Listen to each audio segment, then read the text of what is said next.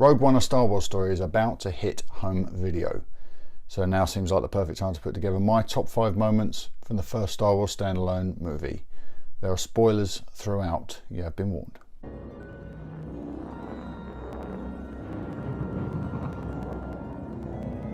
The Ring of Kafrene. This may seem like a strange choice seeing as it's just a location, but this place looks amazing. Part Star Wars and part Blade Runner, this location is stunning. We heard on the run up to the release of Rogue One that Rogue One would feature some locations that may well feature in future Star Wars movies. Now, they could be referring to Lord Vader's castle on Mustafar, but it's likely that the Ring of Kafrene could see a certain scruffy looking nerf herder swagger through there at some point. Fingers crossed we see the Ring of Kafrene in the Han Solo movie in 2018. Right now it's at number 5 on our list. Number 4, Tarkin Tech. Boy, this ruffles some feathers. Getting Peter Cushing back on screen years after his death was a bold move by Lucasfilm, and the technology, even though it's probably only 99% of the way there, was stunningly successful.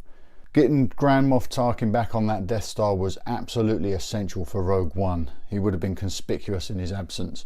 Between Guy Henry and ILM, I think they all but cracked it. It's absolutely staggering what they managed to achieve. We see the technique applied later in the movie to a young Princess Leia. The results are probably not quite as good, but they are very nearly there. I wonder how much of a role Tarkin technology will play in future Star Wars movies. Could we expect to see a digital Obi-Wan Kenobi in Episode 8, voiced by Stephen Stanton? I think it's likely, and I would welcome it. Tarkin technology is exciting.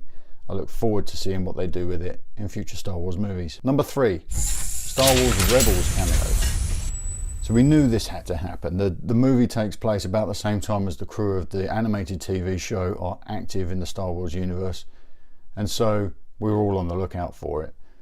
From shots of the Ghost in battle and parked on Yavin 4, shots of Chopper wandering through the frame, and a nice audio reference to General Hera Syndulla.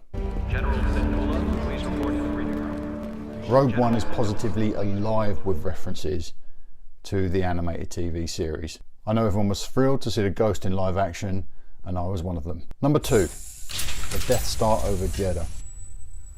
This movie is absolutely replete with beautiful shots of this space station, some of which challenge what we understood about it, with its weapon hanging in its southern hemisphere facing straight down at the planet. None of these shots are quite as stunning as the Death Star appearing over Jeddah. From the solar eclipse to the laser blast, this shot is just spectacular. It really shows how that weapon was supposed to be deployed. It's not exactly a planet destroyer, more of a planet killer. That's why it's number 2 in our list.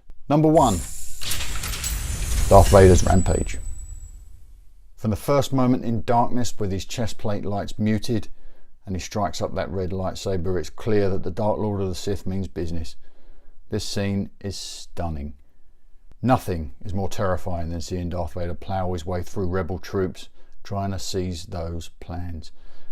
We see a couple of new tricks from the Dark Lord in this scene, like catching laser bolts in his hands and firing them, and throwing troops around like they were rag dolls. This is Darth Vader like we've never seen him before, but I certainly hope we see him again.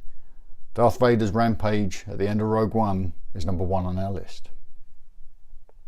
You can pick up Rogue One on DVD, Blu-ray and digital download from the links in the description to this episode.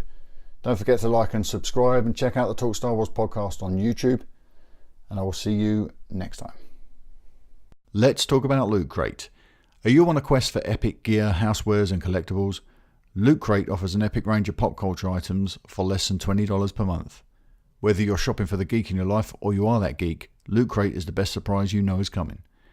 Every month there's a different theme and new and exclusive items that you can only get with Loot Crate. Treat yourself every month or give the gift of geeking out to a friend or a loved one.